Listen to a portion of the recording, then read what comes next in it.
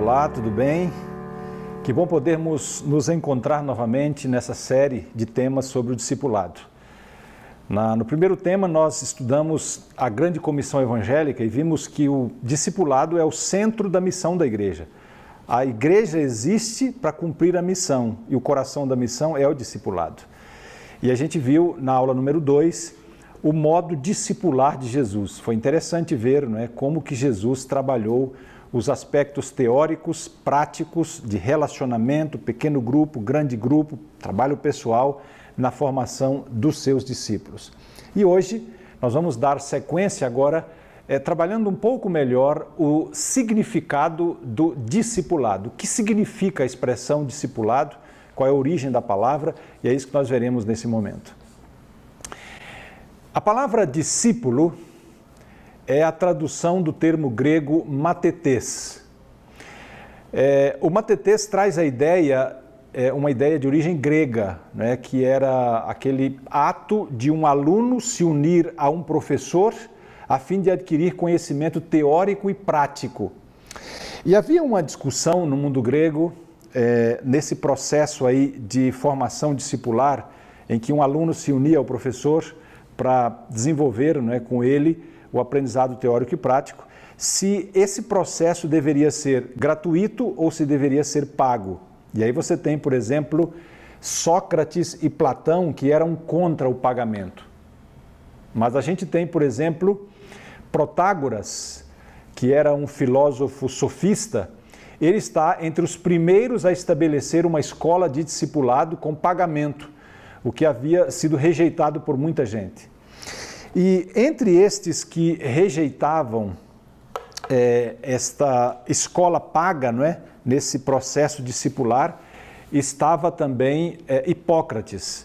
Você sabe que Hipócrates é considerado o pai da medicina, e ele disse assim, que da mesma forma como os seus professores e deuses haviam transmitido a ele a arte da medicina, ele disse que da mesma forma ele haveria de, por preceito, pela leitura, pelo próprio exemplo, ele iria moldar, né, e instruir, transmitir o conhecimento da arte da medicina para os seus filhos, para os filhos dos seus professores e também para os seus discípulos, e de forma gratuita, sem cobrança.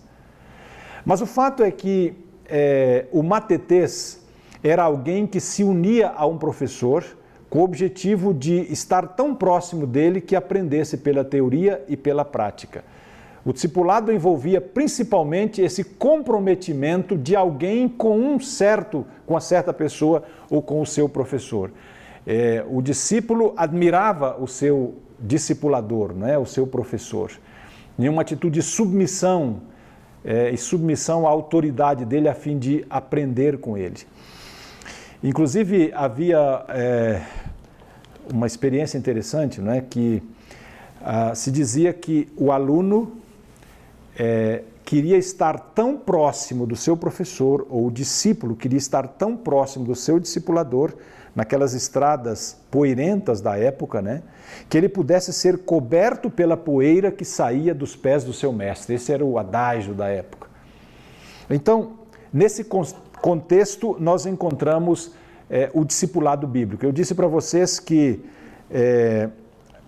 a cultura judaica acabou assimilando, né, esse conceito discipular que era comum no seu tempo. E nós encontramos na Bíblia algumas expressões interessantes, vindas do próprio Cristo a respeito do que é ser um discípulo. Jesus, durante 5 relatos, Jesus descreveu o que é ser um discípulo. Se nós olharmos aqui, nós vamos verificar, em primeiro lugar, Mateus capítulo 10, os versos 24 e 25. Eu vou ler o texto em que Jesus disse assim: o discípulo não está acima do seu mestre e nem o servo acima do seu senhor. Basta, diz o verso 25, ao discípulo ser como o seu mestre. Então a gente encontra aqui, segundo Jesus Cristo, que um dos objetivos do discípulo é imitar o mestre. Então, na pergunta, o que é ser um discípulo? Discípulo é alguém que imita o seu mestre. É alguém que admira o seu professor ao ponto de querer imitá-lo. Em segundo lugar, Lucas capítulo 14 nos traz uma outra expressão de Jesus em que ele conceitua o que é ser um discípulo.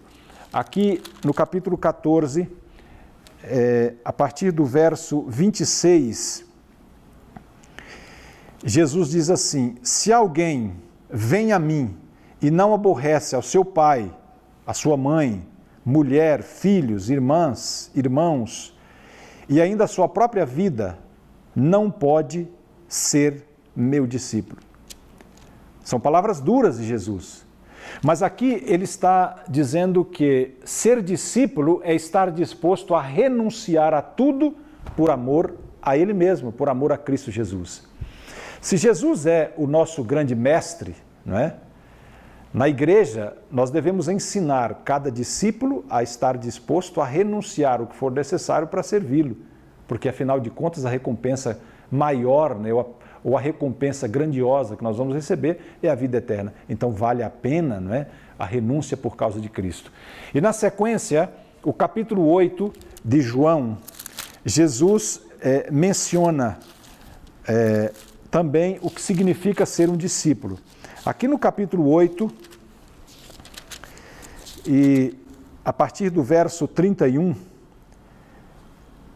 Jesus diz assim: se vós permanecerdes na minha palavra, sois verdadeiramente meus discípulos, e conhecereis a verdade, e a verdade vos libertará. Percebem aqui? Segundo Jesus, ser discípulo é ser alguém obediente. Ser discípulo de Cristo é alguém que obedece à palavra de Deus. Se alguém diz assim, olha, eu sou discípulo, mas eu acho que o que a Bíblia está dizendo não é bem assim. Então não é um discípulo. Discípulo é alguém que obedece à palavra. E Jesus disse, conhecereis a verdade e a verdade vos libertará. De alguma forma, não é? A vitória espiritual, a libertação espiritual, a maturidade cristã está relacionada com o compromisso com a palavra de Deus. Em quarto lugar, aqui mesmo em João, o capítulo 13, os versos 34 e 35, Jesus mencionou agora uma quarta característica de alguém que é discípulo. Ele disse assim, nisto conhecerão, verso 35, nisto conhecerão todos que sois meus discípulos, se tiverdes amor uns aos outros. Portanto, o amor é a quarta característica de um discípulo. O que é ser discípulo? É amar. E próprio Jesus, não é, resumiu a lei em 2 mandamentos, ou em um mandamento. O amor a Deus sobre todas as coisas e o amor ao próximo. Não é? Então, o amor é uma característica de quem é um verdadeiro discípulo. E em João, o capítulo 15 e o verso 8, nós encontramos a quinta característica de um discípulo. Nisto é glorificado meu Pai, em que deis muito fruto. E assim, disse Jesus, vós tornareis meus discípulos. O discípulo é alguém que produz fruto. E o contexto aqui do capítulo 15 de João, Jesus está falando de fruto espiritual. Ele está falando desse processo regenerador, o fruto do Espírito. É alguém que é transformado pelo poder do Espírito Santo, o poder do Evangelho. Mas nós podemos também fazer aqui uma aplicação e dizer que o fruto aqui pode ser visto como pessoas que a gente trabalha para ganhar para Cristo, não é? Se eu sou um discípulo, eu vou trabalhar, eu vou ser um missionário e vai produzir fruto, vou ganhar pessoas para Cristo Jesus. Então, recapitulando, o que é ser um discípulo nas palavras do próprio Cristo está aqui. É alguém que imita o Mestre, que busca seguir Jesus como seu exemplo. É alguém que renuncia, que está disposto a renunciar o que for necessário por amor a Cristo. É alguém que obedece à palavra de Deus. É alguém que ama a Deus sobre todas as coisas e ama o próximo. E alguém que produz fruto, porque se dedica ao serviço de Deus, não é? E nós encontramos também aqui no livro de Atos, no capítulo 42, uma experiência vivida pela Igreja Apostólica, que nos mostra, que nos dá uma expressão do que é ser um discípulo. Aqui no capítulo 2, do livro de Atos, nós encontramos a igreja lá nos seus primórdios, né? Quando no Pentecostes, quando recebeu o Espírito Santo, o que estava acontecendo com esta igreja? Revelando que, de fato, ali havia verdadeiros discípulos. O capítulo 2, a partir do verso 42. Atentem aqui às expressões que a Bíblia usa. E perseveravam na doutrina dos apóstolos. Mais uma vez, a gente está vendo aqui que o discípulo é alguém comprometido com a palavra, né? E aqui diz que aqueles crentes, aqueles cristãos lá da igreja primitiva, perseveravam na doutrina dos apóstolos, na palavra de Deus. Não existe discipulado sem Bíblia. Não existe vida cristã sem a palavra de Deus, sem obediência à palavra de Deus. E diz que eles perseveravam também na comunhão, no partir do pão. Verso 44 diz que todos os que creram estavam juntos. Diariamente, verso 46, perseveravam unânimes. Então, aqui nós encontramos uma característica interessante. Além de perseverar na palavra, na doutrina, também eles viviam em comunidade. Não é? É tão gostoso, não é? Quando a gente sente que a igreja vive a experiência da comunidade, do cuidado mútuo, não é? Do amor uns pelos outros. Isso era uma característica da igreja primitiva e do discípulo. Não é? Na sequência, diz aqui o texto que eles perseveravam no templo e partiam o pão de casa em casa. Chama a atenção aqui esse compromisso que eles tinham com o culto. Eles iam ao templo e eles estavam também cuidando uns dos outros nas casas. Mais tarde, quando não puderam usar o templo, eles estabeleceram a igreja no lar. Então isso aqui nos indica de que uma característica do discípulo lá na igreja primitiva era a frequência às reuniões de culto, compromisso com as reuniões da igreja. Isso é muito importante. O discípulo é alguém que faz isso. Na sequência, diz aqui que o texto diz no verso 45 que eles vendiam as suas propriedades, os seus bens e distribuíam isso com os necessitados, à medida em que alguém tinha necessidade. Aqui não está falando de dízimo, não está falando de oferta, mas está falando desse desprendimento financeiro que eles tinham, não é? Para ajudar aqueles que necessitavam. Isso nos aponta um aspecto importante do discipulado, que é a vitória contra a avareza, não é? O compromisso com a mordomia. Não é? O verdadeiro discípulo é alguém que é compromissado com a mordomia cristã, que é um dizimista, que é alguém que devolve ali as suas ofertas, é alguém compromissado, não é? Como mordomo. Na sequência diz também, aqui no verso 46, que eles comiam as suas refeições com alegria, com singeleza de coração.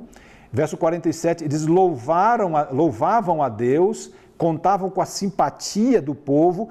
Isso mostra que lá naquele contexto os discípulos testemunhavam de sua experiência com Cristo.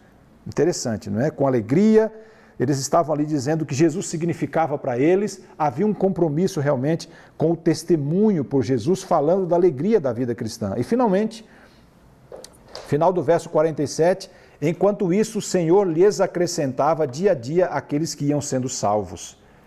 Mostra aqui que havia um trabalho missionário forte entre eles, porque pessoas iam sendo ganhas, né? Havia o compromisso com a missão.